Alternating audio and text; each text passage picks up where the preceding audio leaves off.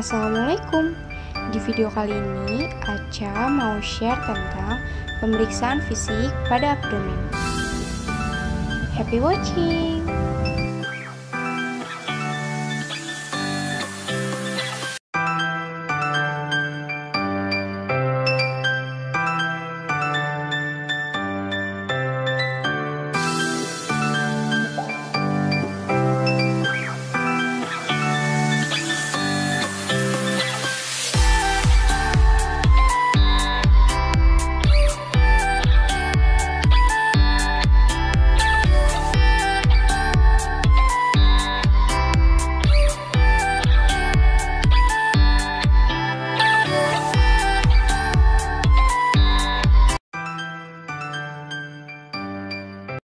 Selamat sore Bapak. Iya tadi Bapak, setelah kita melakukan anamnesis, selanjutnya kita akan melakukan pemeriksaan fisik ya Pak. Pemeriksaan ini nanti akan saya lakukan pemeriksaan mulut Bapak, rongga mulut, dan juga pemeriksaan abdomen atau perut Bapak. Mungkin nanti pada saat pemeriksaan akan dirasakan tidak nyaman, tetapi pemeriksaan ini penting untuk menegakkan diagnosis. Jadi apakah Bapak bersedia? Iya. Ya baik Bapak. Pertama, saya akan melakukan pemeriksaan pada rongga mulut Bapak. Biasanya pada saat pandemi ini, pemeriksaan mulut dihindari karena menghindari juga paparan virus. Tetapi jika melakukan pemeriksaan rongga mulut, poin-poin yang diperiksa itu bisa dilihat dari bentuk bibirnya, apakah bibirnya kering, ataukah lembab, ataukah bibirnya kehitaman, atau ada luka. Kemudian selanjutnya pada rongga mulutnya dilihat bagian mukosanya, apakah ada luka, apakah gigi-giginya lengkap, terus adakah gigi bolong atau tidak. Kemudian pada gusinya adakah kemerahan, kemudian pasiennya menggunakan kawat gigi atau tidak. Kemudian pada lidahnya juga apakah lidahnya bersih atau kotor atau ada luka. Kemudian pada bagian faring, bagian orofaringnya dilihat apakah ada tanda-tanda kemerahan atau tanda-tanda radang atau kelainan lainnya. Baik Bapak, saya akan mulai melakukan pemeriksaan perut Bapak ya Pak. Untuk pemeriksaan fisik ini, pastikan terlebih dahulu bahwa pemeriksa berada di bagian kanan pasien. Kemudian untuk pemeriksaan abdomen ini, posisi pasien diposisikan 45 derajat atau setengah duduk, dan pakaiannya dibuka dari simfisis pubis sampai ke prosesus hipoideus. Saya izin untuk membuka pakaiannya ya Pak.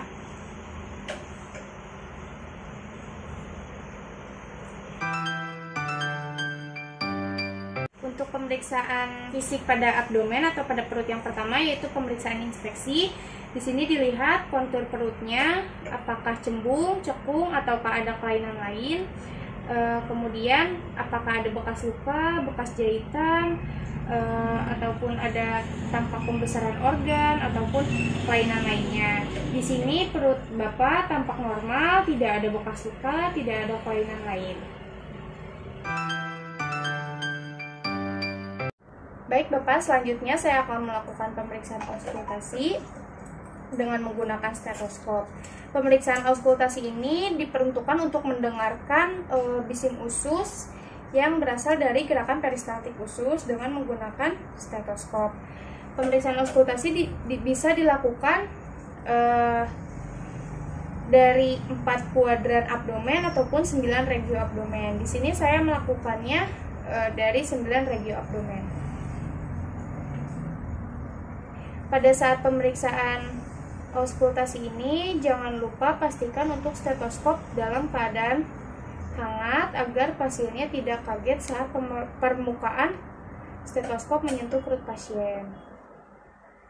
Pada pemeriksaan auskultasi ini, pada setiap regio didengarkan bising usus selama 1-2 menit, dan setelah dilakukan pemeriksaan ini bising usus Bapak terdengar normal ya Pak, yaitu sekitar 5 kali dalam 1 menit, dan rentang normalnya itu 5-8 kali per menit. Selanjutnya saya akan melakukan pemeriksaan perkusi. Perkusi ini diperuntukkan untuk menilai adakah kelainan bunyi pada regio abdomen saat saya melakukan pemeriksaan. Dan pemeriksaan perkusi bisa dilakukan pada 9 regio abdomen atau 4 kuadran abdomen. Di sini saya melakukan pada 9 regio abdomen. Permisi ya Pak.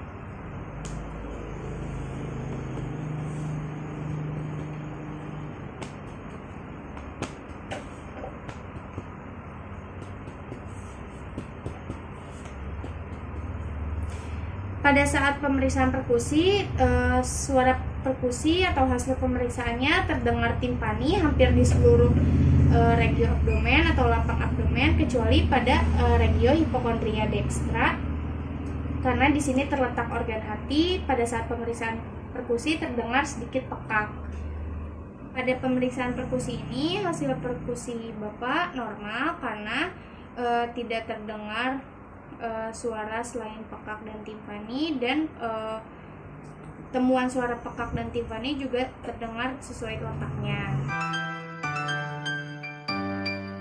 Selanjutnya saya akan melakukan pemeriksaan palpasi ya Pak. Palpasi ini dilakukan dengan palpasi superficial dan palpasi profunda.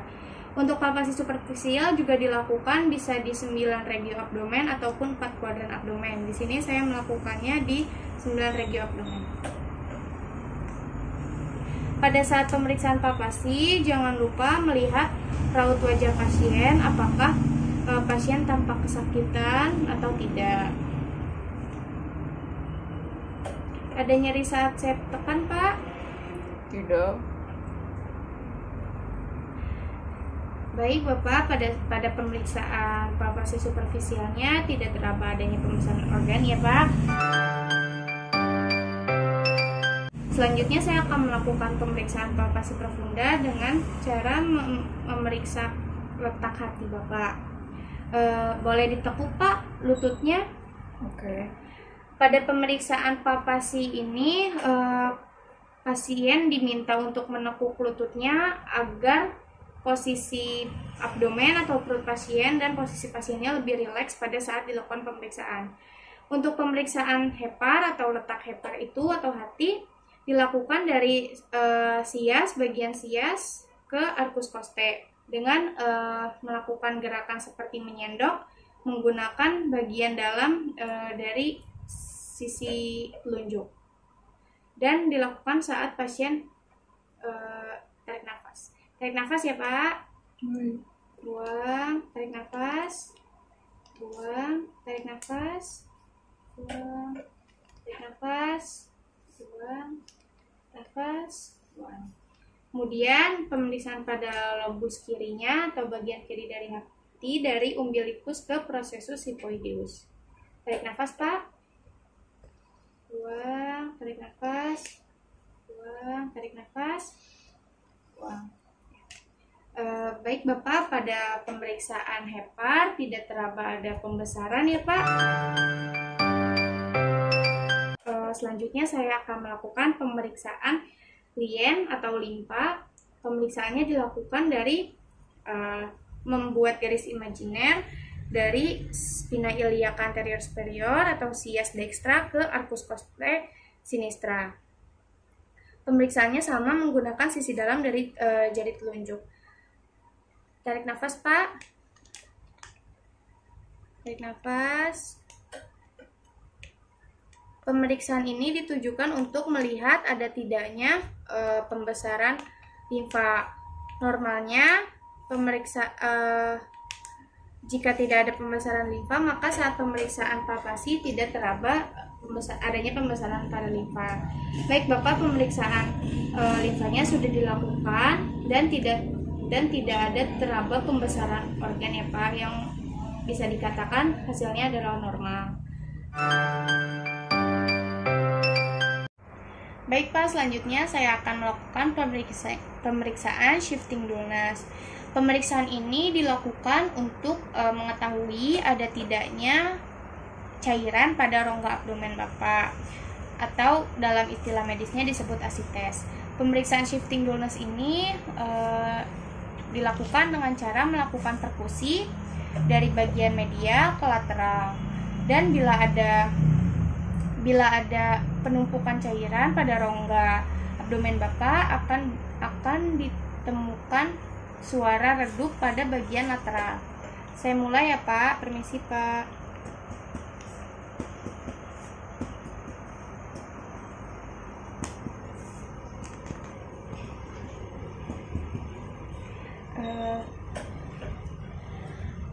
Kemudian bila ada penumpukan cairan atau pada saat perkusi pemeriksaan dirasakan ada redup di bagian lateral abdomennya, pasiennya bagian tersebut bisa ditandai dengan menggunakan tangan ataupun spidol, dan pasien diminta untuk memiringkan badannya. Kemudian dilakukan lagi perkusi dari bagian lateral ke medial. Dan pada saat pemeriksaan tersebut terdengar redup pada bagian medial pada posisi pasien yang miring, kemungkinan itu pasien memiliki asites atau penumpukan air pada rongga abdomen. Tetapi Pak, pada pemeriksaan ini saya tidak menemukan tanda tersebut pada Bapak, yang dapat diartikan Bapak tidak ada penumpukan cairan pada abdomen. Selanjutnya ada pemeriksaan undulasi, yaitu juga sama pemeriksaan untuk melihat ada tidaknya cairan pada rongga abdomen Bapak. Dengan cara nanti Bapak meletakkan lengannya di tengah-tengah abdomen ya Pak. Bisa dilakukan Pak? Oh ya, bisa Bu.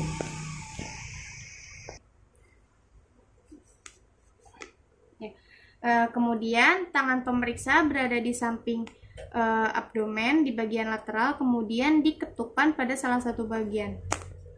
Dan bila dirasakan getaran ke tangan yang satunya, kemungkinan terdapat penumpukan cairan pada rongga abdomen. Sudah Pak tangannya? Ya.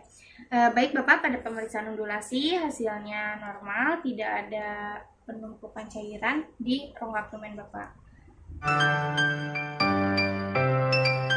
Selanjutnya saya akan melakukan pemeriksaan Ballotman, yaitu untuk menilai posisi dari ginjal Bapak, apakah terdapat pembesaran atau tidak.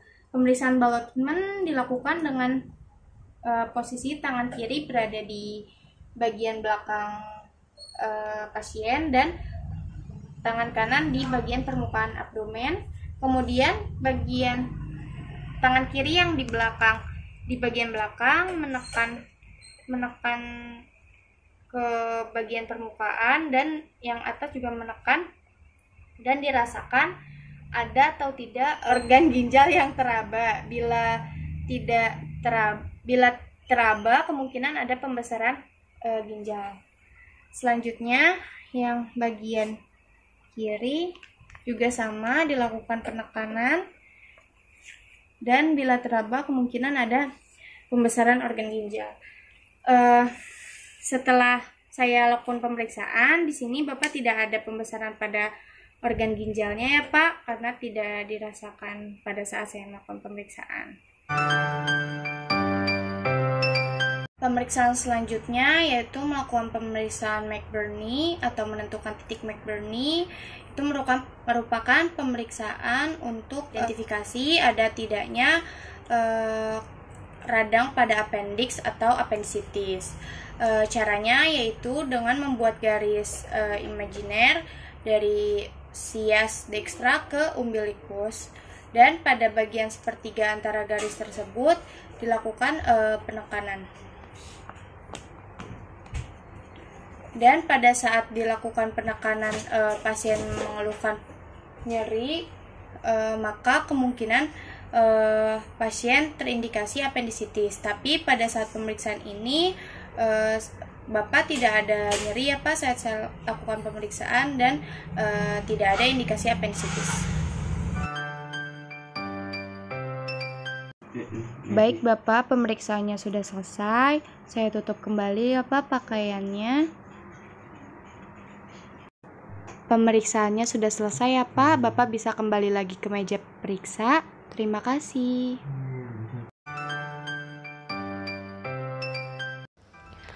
Selanjutnya, saya akan melakukan pemeriksaan hernia. Tujuan pemeriksaan hernia ini adalah untuk mengetahui ada tidaknya obstruksi pada usus yang dapat terjadi di beberapa bagian pada tubuh. Salah satunya adalah daerah inguinal atau daerah selangkangan. Langkah-langkah pemeriksaan hernia. Yang pertama, pasien dalam posisi berdiri dan pemeriksa duduk di depan pasien dengan nyaman. Kedua, bebaskan daerah inguinal atau selangkangan dan juga daerah genital pada saat pemeriksaan dilakukan. Ketiga, perhatikan apakah ada benjolan atau keadaan asimetris di kedua area inguinal pasien. Keempat, lakukan pemeriksaan ada tidaknya hernia inguinalis kanan dengan metode Valsalva. Metode Valsalva atau manuver Valsalva dilakukan dengan cara meminta pasien meniup tetapi dengan menutup mulut dan juga hidungnya. Pada saat itu, pemeriksa mengamati apakah terdapat benjolan pada daerah inguinal dan daerah femoral atau tidak. Kelima, untuk pemeriksaan hernia inguinalis kiri, lakukan dengan cara yang sama menggunakan ujung jari telunjuk kiri. Jika pada saat melakukan inspeksi ditemukan adanya benjolan, maka lakukanlah palpasi di bagian tersebut dengan menggunakan ujung jari telunjuk bagian dalam. Langkah terakhir adalah interpretasi hasil. Bila pada saat pemeriksaan tidak ditemukan benjolan, maka hasil pemeriksaan adalah normal. Tetapi, bila ditemukan benjolan dan jika tampak benjolan yang bergerak dari lateral ke medial di dalam kanalis inguinalis, hasilnya adalah hernia inguinalis indirect. Kemudian, jika tampak benjolan dari profunda ke superficial melalui lantai inguinal, hasilnya adalah hernia inguinalis direct. Dan jika tampak benjolan di bawah ligamentum inguinal, hasilnya adalah hernia femoralis. Atau jika benjolan tampak pada daerah skrotum, hasilnya adalah hernia skrotalis. Terima kasih yang sudah menonton video ini. Semoga video ini bermanfaat dan mohon maaf bila ada kekurangan dari video ini. Jangan lupa klik tombol like, share, dan subscribe channel ini. Terima kasih.